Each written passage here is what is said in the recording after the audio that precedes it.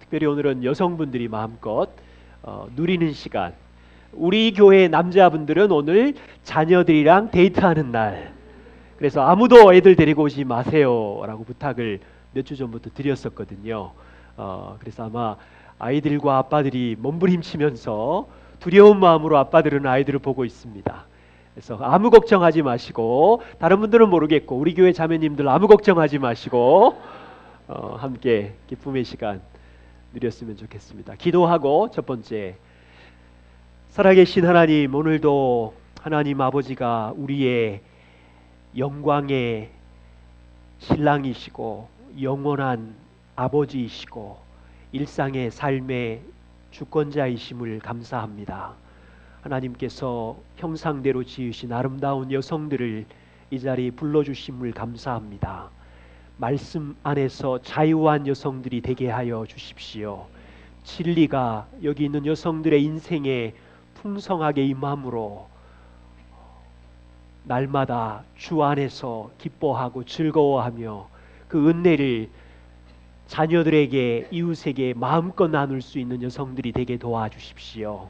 하나님이 누구이신지, 또 우리가 속고 있는 거짓말에 대해서 함께 말씀을 통하여 나눕니다. 이 진리가 여기 있는 우리 모두를 자유케 하여 주시옵소서. 예수님 이름으로 기도드립니다. 아멘. 아멘. 우리 교회 남성 카톡방 한 페이지를 소개합니다. 1월에 한 가정이 결혼하고 나서 첫째 아들을 낳았어요. 남자들이 어떻게 축하하는지 보십시오. 축하드려요. 아빠 되신 거 축하합니다. 세 번째, 아기 이름은 축하드려요. 얼마나 간단합니까? 아빠가 어떻게 대답했을까요? 아기 이름도 못 지었어요. 그 다음 밑에 축하드려요. 와, 축하드려요. 축하드려요. 고생했어요. 끝. 그 아래에 더 있어요. 대부분 다 이래요. 와, 진짜 제가 그래서 여자들은 어떻게 축하했는지 아내의 카톡방을 들여다봤어요. 이 동일한 사건의 여자들의 반응, 축하드려요. 물결 표시, 웃음 표시. 밤새 형제님과 자매님 애쓰셨어요. 자매님 몸조리 잘하시고 아기가 건강하기를 기도할게요. 꼬물꼬물은 뭔지 모르겠어요. 꼬물꼬물 귀여운 모습. 축하드려요. 추운데 몸조리, 특히 발목까지 오는 양말 완전 추천. 으흐흐. 옆에 보세요. 얼마나 수다스럽고 아주 섬세하고. 여자와 남자는 정말 달라요. 너무너무 달라요. 저는 23년째 한 여자라 살고 있는데 아직 잘 모르겠어요. 너무 달라요. 아직도 23년째 그 여성을 발견 중에 있어요. 마무리 잘해야 돼요. 그런데 행복해요. 너무너무 행복해요. 오늘은 이제 여성들이 믿는, 남자들도 믿지만 특별히 여성들이 자주 넘어지는 연약함, 거짓말을 함께 나누려고 합니다. 여성들은 창세기 3장 첫 번째 여성 하와로부터 시작해서 거짓말에 속아서 자유를 누리지 못할 때가 자주 있습니다. 오늘 이제 말씀드렸듯이 첫째 시간에는 하나님에 대해서 특별히 여성들이 속고 있고 고통스러워하는 세 가지 거짓말을 살펴볼 것이고, 그리고 이 하나님에 대한 거짓말에 속지 않으려면 조심해야 될 것 세 가지 정도를 확인할 겁니다. 그리고 결혼과 자녀에 대한 거짓말, 감정과 상황에 대한 거짓말, 이렇게 오늘 시간을 보내려고 합니다. 자, 그렇다면 하나님에 대한 거짓말 세 가지를 소개합니다. 첫 번째는요, 하나님은 선하지 않으셔. 나에게는 특별히 선하지 않아. 여러분, 이건요 창세기 3장에 첫 번째 여자 하와를 공격할 때 사단이 가장 먼저 여자의 마음속에 하나님의 선하심에 대한 의심의 씨앗을 뿌린 인류 역사 첫 번째 공격이었어요.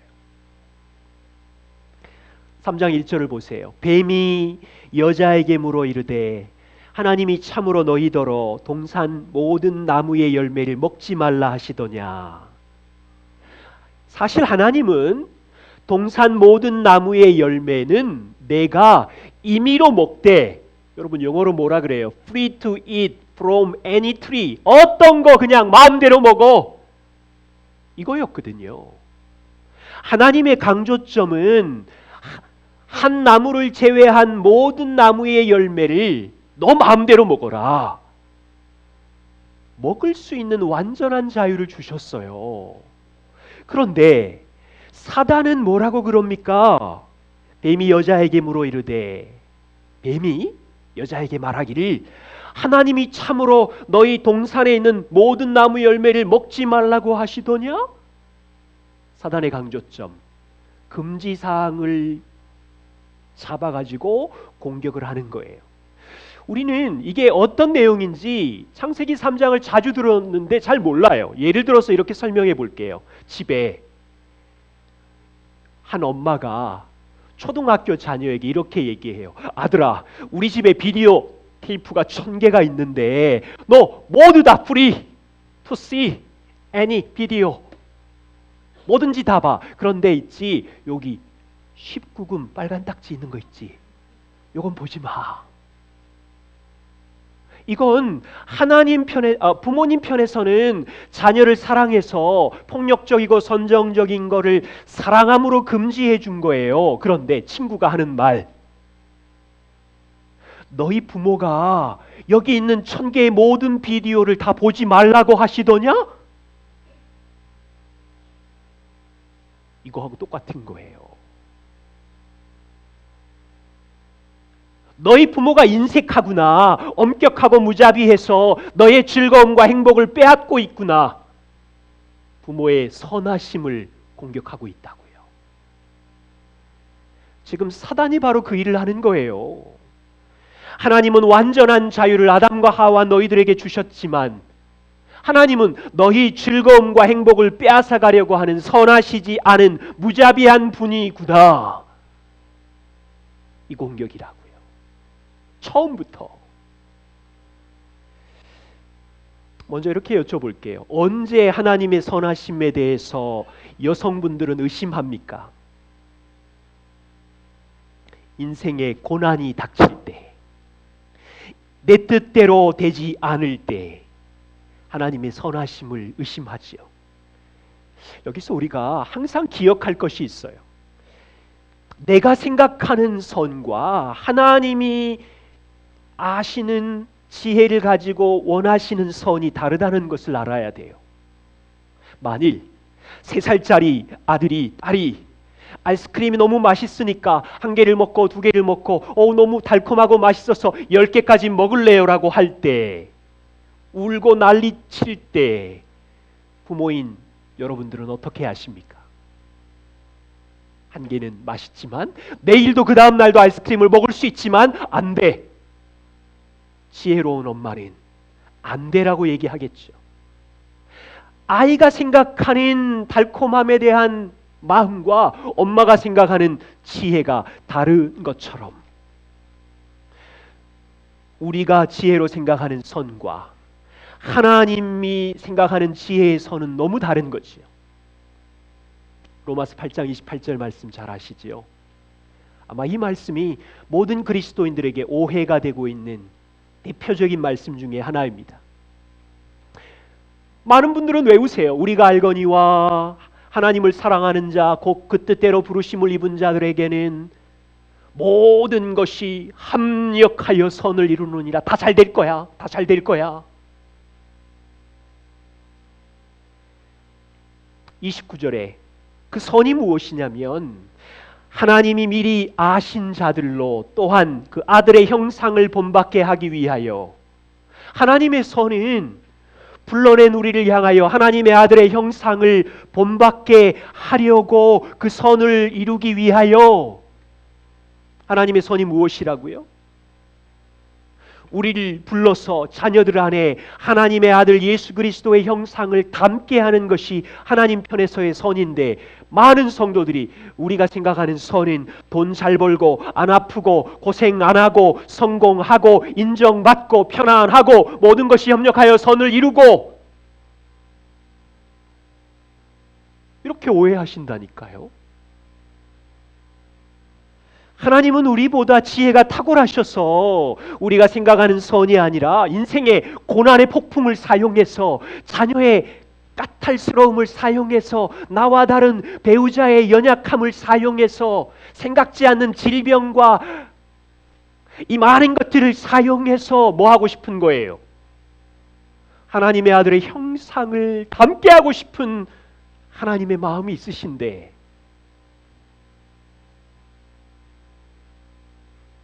우리가 원하는 뜻대로 되지 않지만 진리는 우리의 인생, 여성의 인생 전체를 하나님의 선하심으로 꽉 붙들고 있다는 걸 기억하는 것이요.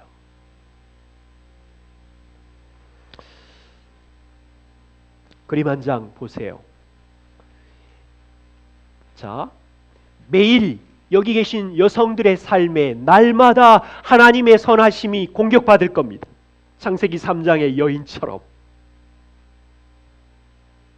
고속도로에서요, 한 자동차가 시속 100km로 달리고 있어요.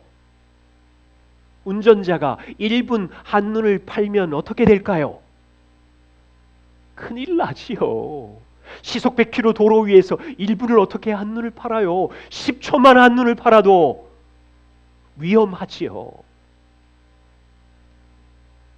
저와 우리는, 여성분들은 인생의 도로를 질주하고 있는데 1분만 딴 생각을 하면, 한눈을 팔면 하나님의 선하심에 의심이 꼬물꼬물 싹틀거려. 하나님이 정말 선한 분이라면 나를 이렇게 가난하게 하면 안 되지. 하나님이 선한 분이라면 왜 내가 2번, 3번 유산을 당해야 될까? 하나님이 선한 분이라면 왜 내가 이 고생을 하고 있는 거지? 아침에는 하나님의 말씀으로 주님의 선하신 사랑의 눈물을 흘려 기도했지만, 눈 뜨고 아침 차리면서 말썽꾸러기 아이들 10분만 있으면 내 인생 왜 이럴까? 조금만 한눈을 팔면 하나님의 선하심은 금방 공격받아요. 너무도 다른 배우자를 생각하면 우리 마음에 나는 불행해졌어. 진짜 우리 결혼은 행복할 수 없을 거야. 하나님은 정말 왜 이런 남자를 만나게 하신 걸까? 밤새 소설을 쓰고, 이혼 도장 여러 번 자주 찍으시죠. 자, 그러면 이거예요.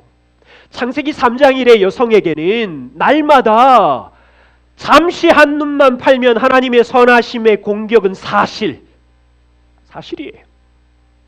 기억할 게 있어요. 그래, 이거 사실이지만 진리는 날마다 하나님의 선하심의 인도하심이 우리의 인생을 꽉 붙들고 있다는 것을 기억하는 거예요. 제가 그러면 한 가지 단어로 여러분들을 돕고 싶어요. 예수 그리스도의 눈동자를 기억하세요. 하나님의 선하심을 붙잡으려면. 저는 세 장면이 떠올라요. 하나는 폭풍 치는 갈릴리 바다 안에 12명의 제자들이 다 우왕좌왕 불안하며 눈빛이 다 엉망이 되었을 때, 창조자 예수님 일어나셨을 때 그분의 눈동자 어땠을까요?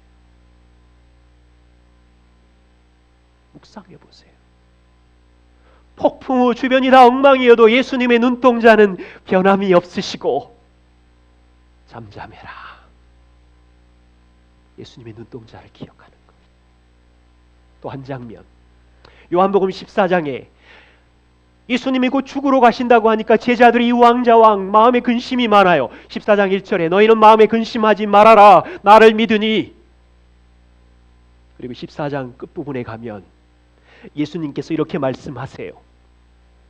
너희는 마음에 근심하지 말고 두려워 말아라. 나의 평안을 너에게 주노라.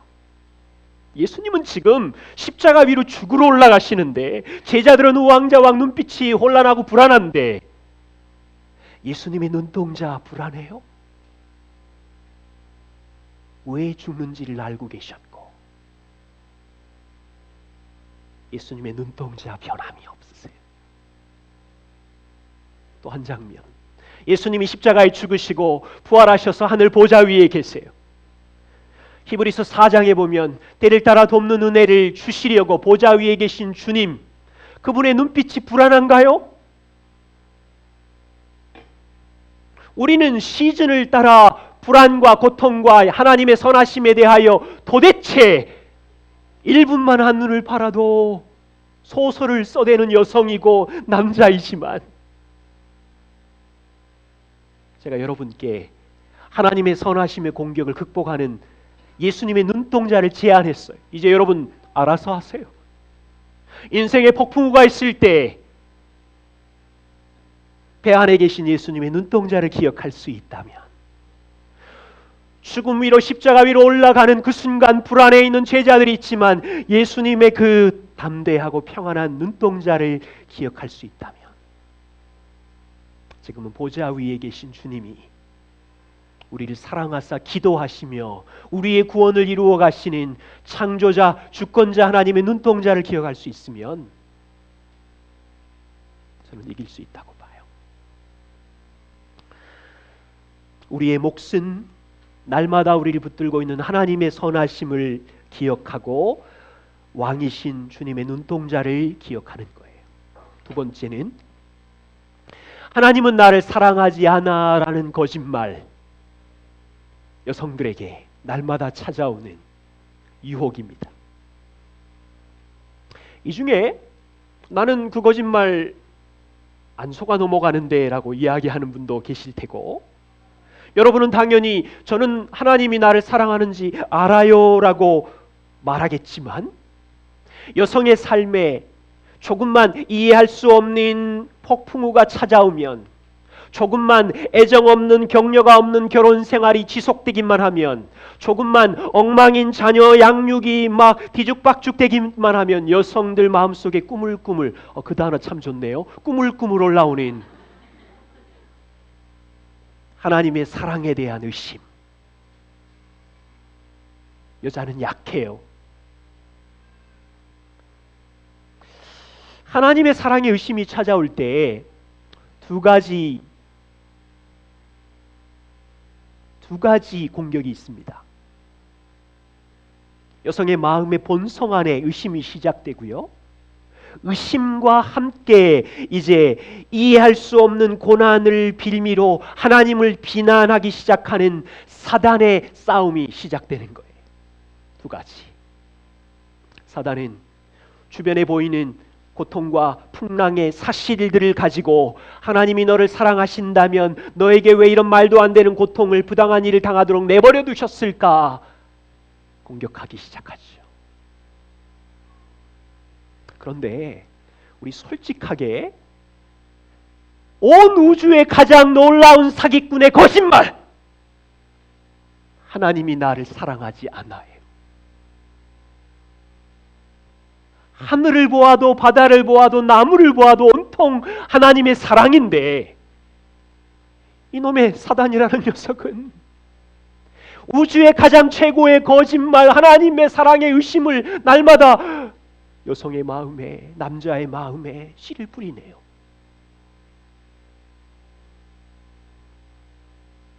작은 거짓말이 아니에요. 아주 우주의 최고의 사악한 거짓말이고요, 이 거짓말을 붙잡기만 하면 이제 심각한 고통을 당해요. 자, 이 거짓말은 이미 창세기 3장부터 시작됐고, 초대교회 성도들도 이 거짓말에 그들도 핍박과 고난과 억울함 속에 시달렸지요. 그때 바울과 요한이 이 우주의 최고의 거짓말을 상대할 수 있는 무기를 가르쳐 줬어요. 두 가지만 소개합니다. 첫 번째 무기는 십자가의 하나님의 사랑이라는 무기를 초대교회 성도들이 사용하기를 원했습니다. 하나님이 주신 복음으로 주신 최고의 무기를 사용하라고 하는 거죠. 요한일서 4장 9절 10절 같이 한번 읽어보겠습니다. 시작. 하나님의 사랑이 우리에게 어떻게 나타난 바 되었으니 하나님이 자기의 독생자를 세상에 보내심은 우리를 살리려 하심이니라. 사랑은 여기 있으니 우리가 하나님을 사랑한 것이 아니라 오직 하나님이 우리를 사랑하사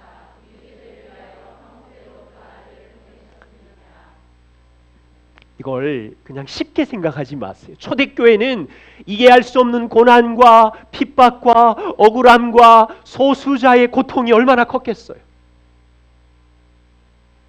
그렇다면 초대교회 성도들 안에 죄된 본성으로 하나님이 우리를 진짜 사랑하는 거야? 왜 이렇게 친구들이 순교당하고 불에 타 죽을까?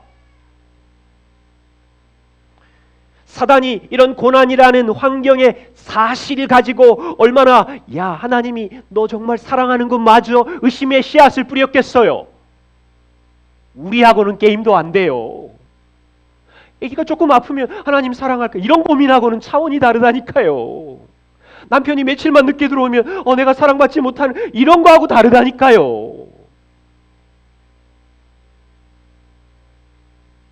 요한은 이럴 때 성도들에게 어떤 무기를 가지고 공격하라고 하냐면 하나님의 사랑이 여기 있으니 30년 전에 십자가를 봐라. 우리가 하나님을 먼저 사랑한 것이 아니라 죄인이었을 때 완전히 진노 아래 있을 때 하나님이 먼저 우리를 사랑하사 아들 예수님을 주시지 않았느냐.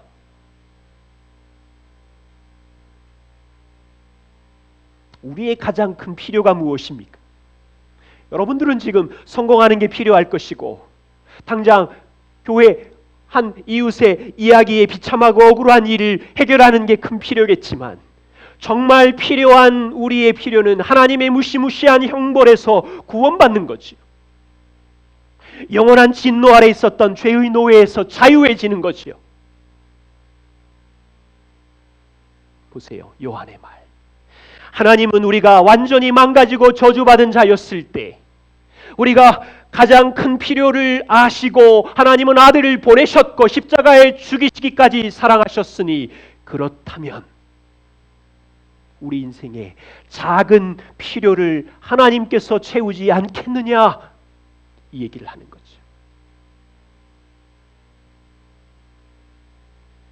초대교회 성도들은 이 십자가의 사랑, 우주 만물에 들통난 객관적이고 절대적인 하나님의 사랑의 무기를 사용할 줄 알았는데 요즘 그리스도인들은 이 사랑을 사용할 줄을 몰라요.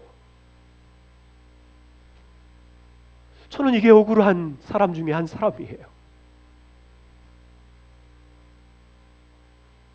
오늘날 성도들에게 무시무시한 강력한 복음의 무기가 녹슬어 있는 거예요.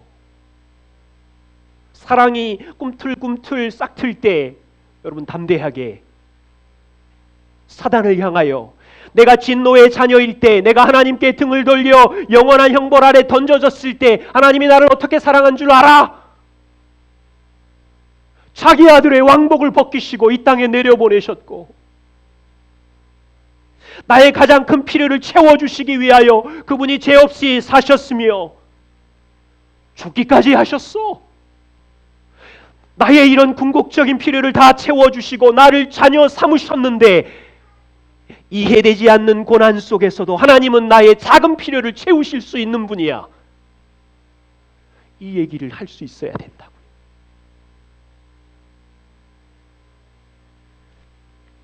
두 번째입니다. 두 번째 무기는 예수님의 십자가로 인하여 우리가 하나님의 자녀 되었고 우리의 삶이 왕이신 그분의 통치 안에 속해져 있었지요. 바울은 이것을 그리스도 안에 있다, 그리스도에게 속해 있게 되었다, 자녀이다 여러 가지로 표현을 하고 있습니다. 바울이 초대교회 성도들에게 이 무기를 어떻게 사용하는지 로마서 8장에서 인생의 성도들이 경험하는 모든 환경과 고난과 죽음과 모든 걸 다 동원해서 설명하고 있어요. 로마서 8장 잘 아시지요? 누가 우리를 그리스도의 사랑에서 끊으리요? 환난이나 곤고나 핍박이나 기근이나 적신이나 위험이나 칼이겠느냐? 내가 확신하노니 사망이 와도 생명이 와도 천사도 이 땅의 로마의 권세자도 현재일도 장래일도 그 어떤 일도 높음도 깊음도 어떤 피조물일지라도 우리가 예수 그리스도 안에 있어. 그 사랑에서 끊을 수 있는 것이 없어.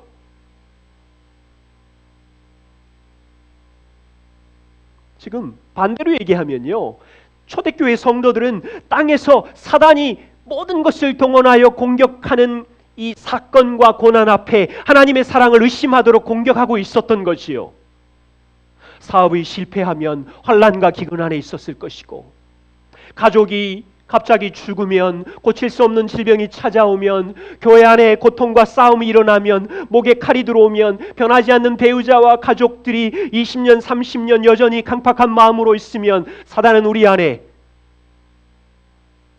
하나님이 너 사랑하는 거 맞아?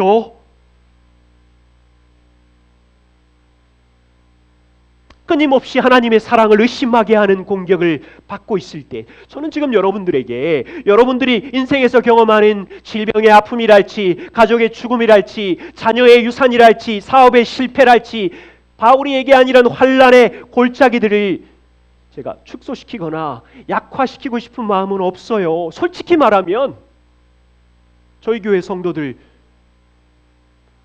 그들이 인생에서 경험하는 이해할 수 없는 고통을 보면 신실한 성도들에게 왜 저런 아픔을 주실까 저도 이해가 안 될 때가 많아요. 저도 너무 마음이 아파요. 그런데 분명한 사실은 우리가 그리스도 안에 속해 있고, 그리스도가 우리 안에 사시고, 우리 안에 사시는 그리스도께서 우리를 영원한 사랑 안에 우리를 묶고 있기 때문에 이런 어떤 상황, 환경에서 그 사랑 안에 끊을 수 없다는 것을 붙잡는 복음의 사실이 있어야 되잖아요. 바울은 지금 그렇게 하라고 가르친다.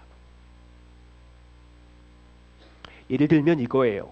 여기 계신 어머니 여러분, 육신의 자녀를 향한 사랑 얼마나 대단합니까? 여러분 안에는 우리 아이가 망가져도 좋다, 우리 아이가 낙제해도 좋다, 우리 아이가 실패해도 좋다, 내가 할 수 있는 최선의 희생으로 이 아이를 사랑할 거야. 육신의 어머니도 그러시지요. 그렇다면 하늘 아버지는 아들 예수 그리스도를 향하여 얼마나 놀라운 사랑을 가지고 변함없이 있겠어요. 그런데 하나님이 사랑하는 아들이 생명을 주어 십자가에 죽기까지 사랑한 여러분들, 하나님이 그 사랑을 변화시키겠어요? 영원한 왕이 사랑하는 아들이, 그 아들이 죽어서 구원한 여러분들, 여러분들이 대충 산다고 그 사랑을 끊으시겠어요? 다시 말하면 우리가 얼마나 연약하고 미련하냐가 문제가 아니에요. 저와 우리가 얼마나 긴 환난에 던져졌느냐, 용기를 잃었느냐가 문제가 아니에요. 우리가 얼마나 고집이 세고 얼마나 강팍하냐, 얼마나 위험한 상황에 던져졌냐, 이런 게 문제가 아니라 우리가 안전한 이 사랑 안에 있는 것은 그리스도 안에 있기 때문이라고요. 그분이 우리를 죽기까지 사랑하셨잖아요.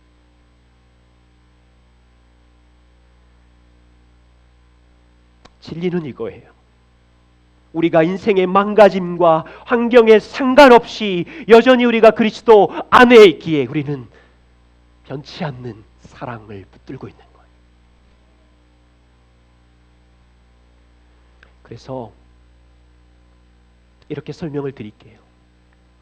여성들 안에 날마다 사단은 팩트를 가지고 공격할 거예요. 팩트 좋아하는 분 많으시지요? 우리 눈에 보이는 사실을 가지고 여러분들을 공격할 건데, 인생의 골짜기를 지날 때 우리 눈에 보이는 환경의 사실, 사람들이 한 일, 저 사람이 한 일, 환난, 이런 팩트가 우리 눈에 보일 때마다 우리의 본성은, 이성은 그 사실을 보고 하나님의 사랑을 의심하게 되는 거지요. 이걸 사단은 잘 알고 있기 때문에 주변에 사실을, 거짓말 아니에요, 사실을 동원해서 여성들의 마음에 하나님의 선하심과 사랑하심을 비웃으며 여러분들의 감정의 의심의 씨앗을 심기 시작하는 거예요. 작전을 알아야 되잖아요. 제가 지금 여성들이 경험하는 고난의 사실 앞에 아픔도 느끼지 말라는 뜻도 아니고 그 힘든 감정을 밖으로 전혀 표현하지 말라는 말도 아니에요. 고통을 느끼고 감정도 괴롭지만 하나님에 대한 잘못된 생각에 빠지지 말라는 얘기를 하는 거예요. 하나님은 완전한 사랑, 선하심이에요.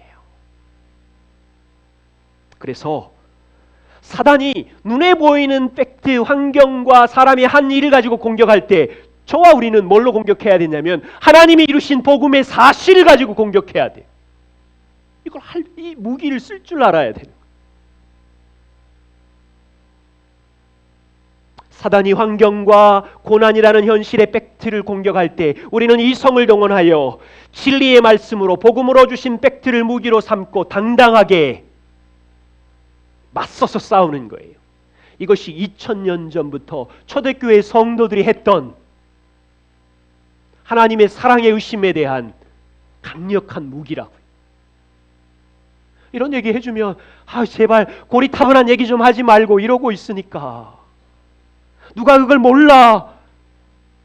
다른 얘기, 위로되는 얘기 좀 해줘.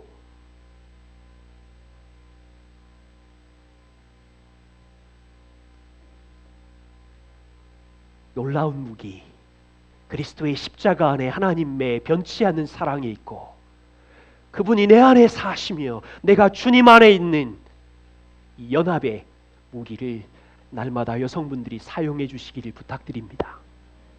세 번째, 무슨 의심이 꾸물꾸물 올라올까요? 하나님이 내 인생을 통치하지 않으셔. 많은 여성들이 하나님은 나의 창조자이시고 왕이십니다 인정합니다. 하나님이 인생의 주인이라는 것도 인정하지만 성도들이 이런 표현을 써요. 나에게 성공을 주시고 아이가 대학에 합격하고 우리 남편 사업에 성공하는 거 하나님이 인도해 주셨어요. 다스려 주셨어요. 이 얘기는 하는데 인생에 좋지 못한 일이 오면 주저주저해요. 하나님의 인도하심으로 우리 사업이 망했어요. 하나님의 섭리로 사고를 당해서 하반신 장애가 되었어요. 애굽, 하나님의 섭리로 7년 동안 흉년이 찾아왔어요. 하나님의 섭리로 요셉에게 억울함의 감옥이 있었어요. 하나님의 섭리로 로마로 가는 길이 막히고 바울에게 감옥의 문이 기다리고 있었어요. 진리가 무엇입니까? 하나님이 창조자이시고 이 땅의 모든 피조물을 다스리시기에 작은 사건, 좋은 일, 나쁜 일 모두의 통치자이십니다. 하나님 통치에 대해서 세 부류로 나눌 수 있어요. 간단히 설명을 드려볼게요. 첫 번째는 세상 사람들입니다. 하나님의 주권은 없다라고 이야기하는 사람들이에요. 현대인들은, 불신자들은 하나님의 창조도 부인하지만 하나님의 통치에 대해서도 부인합니다. 그래서 하나님이 선하시고 주권자라면 세상에 왜 이토록 이해할 수 없는 고통과 자연재해와 아픔이 있는지 하나님의 주권을 비웃습니다. 그럼요, 하나님의 주권을 비웃으면 남는 건 우연밖에 없어요. 다 운명의 장난밖에 없어요. 자연 법칙만 믿는 거예요. 예를 들면 바람은 임의로 부는데 사람이 억제할 수 없고 바람은 바람 마음대로 하는데 큰 불이 났네요. 바람을 타고 불의 방향이 임의로 갑자기 일로 가다가 이쪽으로 바뀌어서 이 동네가 완전히 불바다가 됐어요. 세상 사람들은 그냥 우연인 거예요. 운명의 장난인 거예요.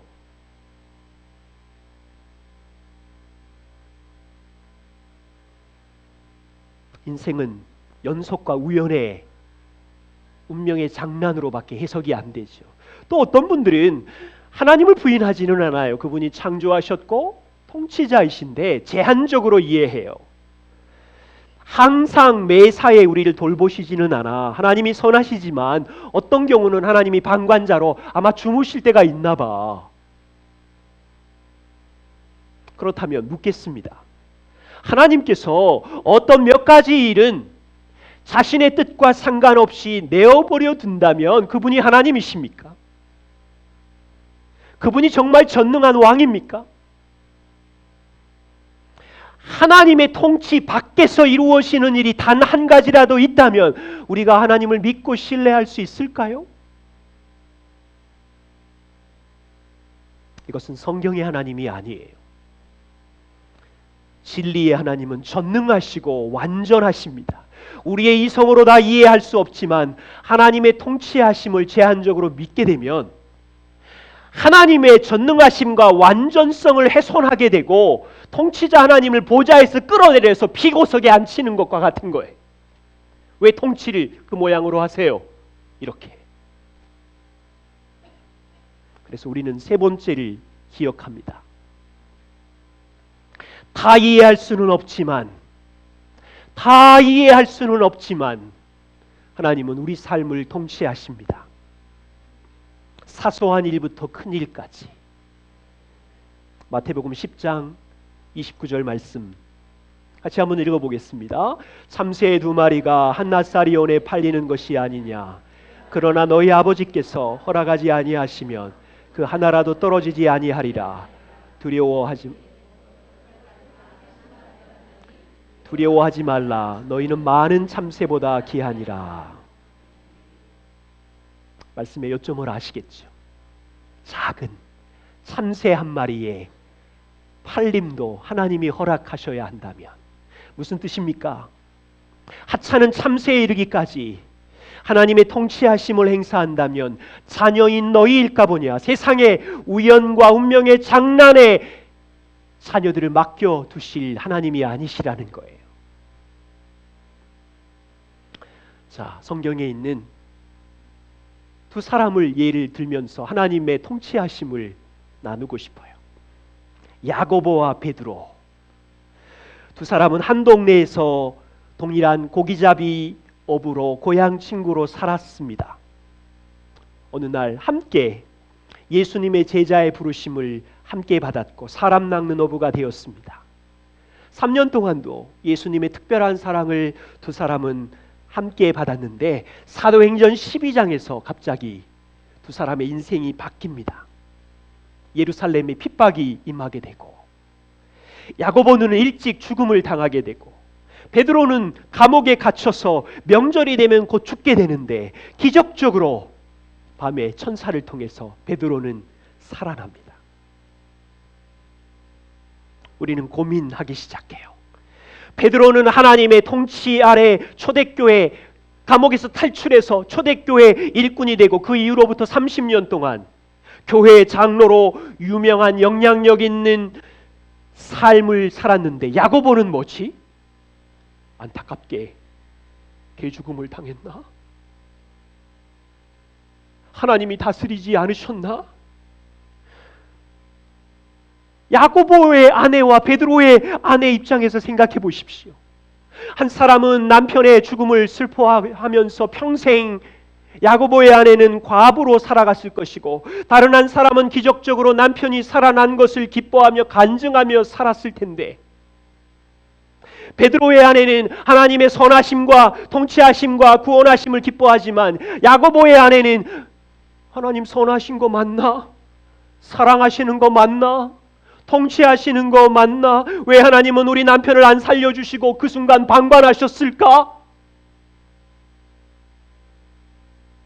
하나님은 베드로의 구출에는 간섭하시지만 야고보의 죽음에는 무관심하셨나? 하나님은 우리 삶에 좋은 환경이든 고통과 곤고한 날이든 모두의 주인이라는 고백에 이제 위기가 오는 거예요. 하나님께서 우리가 야고보가 역경이 닥칠 때 하나님은 그것도 모르시거나 나중에 알고 놀라시는 분이 아니시잖아요. 그러면 어떤 삶이 필요합니까? 야고보의 아내의 경우를 보세요. 베드로의 아내와 마찬가지로 그녀도 남편 없는 빈자리를 채우며 하나님을 의뢰하며 그녀의 삶과 남편의 죽음을 주장하시는 하나님의 통치하심을 믿어야 쓴마음이 안 드는 거예요. 안 그러면 평생 동안 하나님의 통치하심에 대한 쓴마음을 가지고, 물론 야고보 아내의 마음에 북받치는 슬픔과 아픔을 느껴서는 안 된다는 말은 아니에요. 남편이 없으니 마음이 고통스럽고 힘들 텐데, 그러나 진리를 말할 수는 있잖아요. 주님, 저는 이 끔찍한 일이 주님의 다스림 안에 있다는 것을 압니다. 주님이 왜 이 일을 저에게 허락하셨는지 저의 짧은 지식으로는 다 이해할 수 없지만 주님 따르며 걷겠습니다. 야고보 아내의 고백이 하나님의 통치하심을 인정하는 거죠. 혹시 우리 가운데 야고보 아내와 같은 아픔과 고통을 가지신 분이 있습니까? 날마다 하나님의 통치하심이 나에게는 없어 의심이 밀려오십니까? 하나님이 그 아픔을 아시고, 그러나 우리가 함께 고백해야 하는 것은 거짓된 감정에 붙들려 사는 것이 아니라 날마다 밀려오는 통치하심을 거부하는 이것을 죽이고, 다 이해할 수 없지만 주님이 제 삶을 붙들고 있습니다, 이 고백을 해야 되겠죠. 조심해야 할 것 세 가지를 간단히 말씀드립니다. 하나님에 대한 거짓말에 대해서 속지 않으려면 조심해야 할 것이 있어요. 첫 번째는 하나님은 나의 아빠와 똑같아. 이걸 조심해야 돼요. 하나님은 선하시고 사랑이 많으시고 항상 돌보는 통치자이시지만 여성들의 마음속에는 육적인 아버지에 대한 영향을 많이 받았기 때문에, 이건 저의 경험이기도 해요.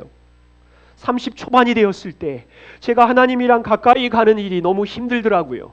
왜 그랬을까 제 마음을 돌아보는 중에 우리 아버지가 가난 속에서 살아가느라고 저에게 친밀함을 보여준 적이 거의 없으셨어요. 일만 하시고, 경상도 아버지시니까 공부 잘했냐, 밥 먹었냐, 잘 자라, 끝. 다른 얘기는 별로 없어요.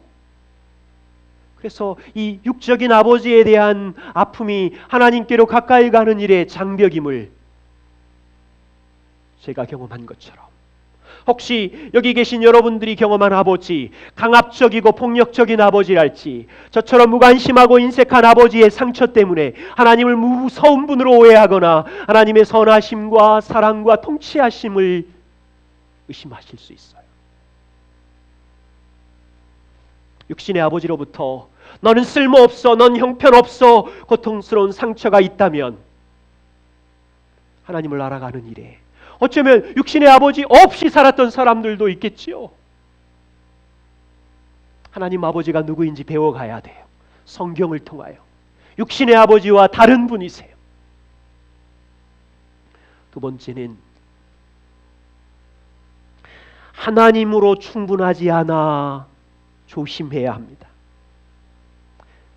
주일 예배 때 주님 한 분만으로 나는 만족해 찬양하지만 자주 여성의 삶에는 하나님 한 분만으로 만족하는 일이 잘 없을 때가 있어요. 나는 남편이 필요해. 나는 아이들의 반듯한 삶이 필요해. 나는 적당한 물질의 부유함도 필요해. 이 본문에 있는 여성의 한 고백이 여러분의 고백이십니까? 하나님으로 충분하지 않다는 거짓말을 제가 믿고 있는 줄 꿈에도 몰랐어요. 제가 얼마나 남편으로 만족하려고 하고 자녀로 만족하려고 하는지, 얼마나 물질을 의지하고 있는지 깨닫기 전까지는요, 저는 하나님만 온전히 신뢰하고 있다고 생각했고 남편에게도 하나님만 신뢰해야 된다고 생각했지만 일상의 삶에 자꾸 화가 나고 남편 탓을 하고 불평한 내 모습을 보니 저는 하나님으로 만족하지 않은 연약한 여성이었어요.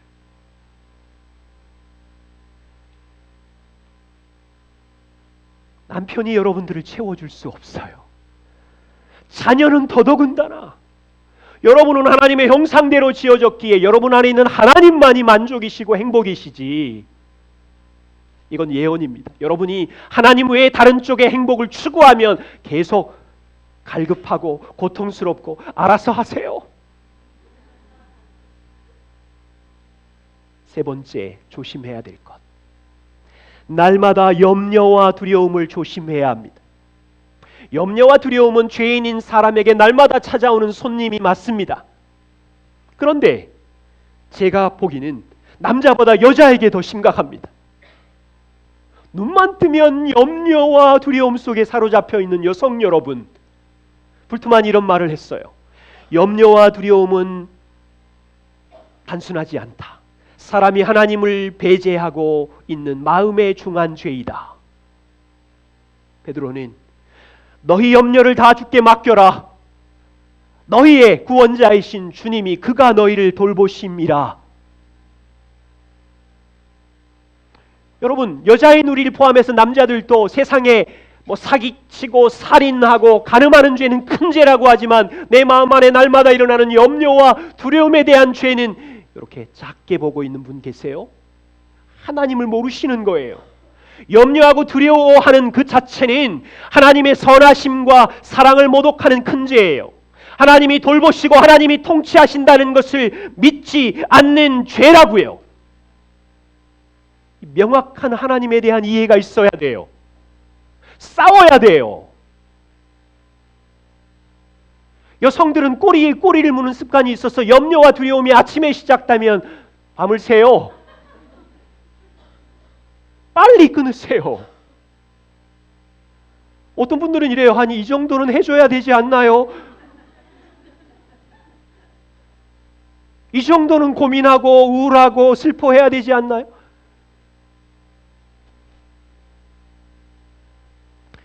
오늘 이것만 기억해도 좋겠습니다.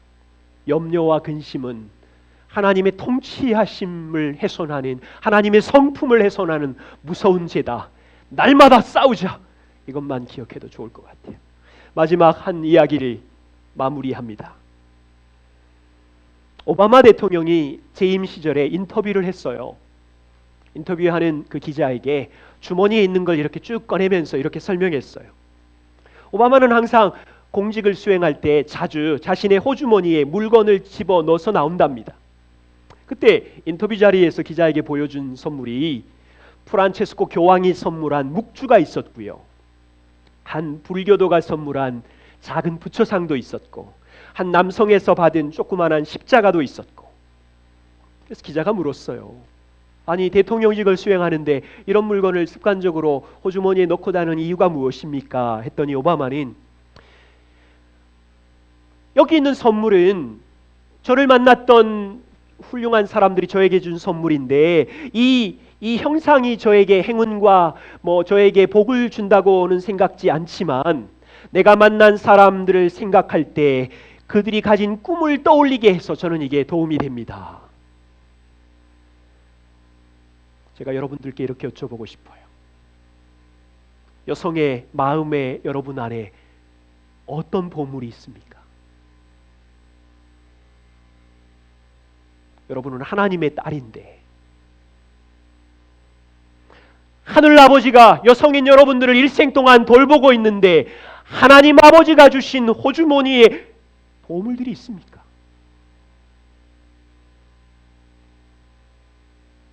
하나님은 영원히 선하시고 사랑하시고 통치하시는 십자가와 내 안에 계신 성령님의 이 보물들을 붙들고 매일 사십니까?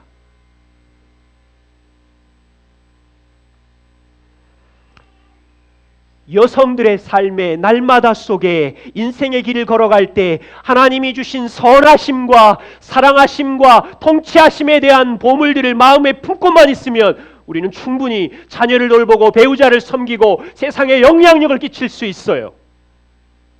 거기에 시간을 너무 많이 빼앗기지 마세요. 억울한 거예요.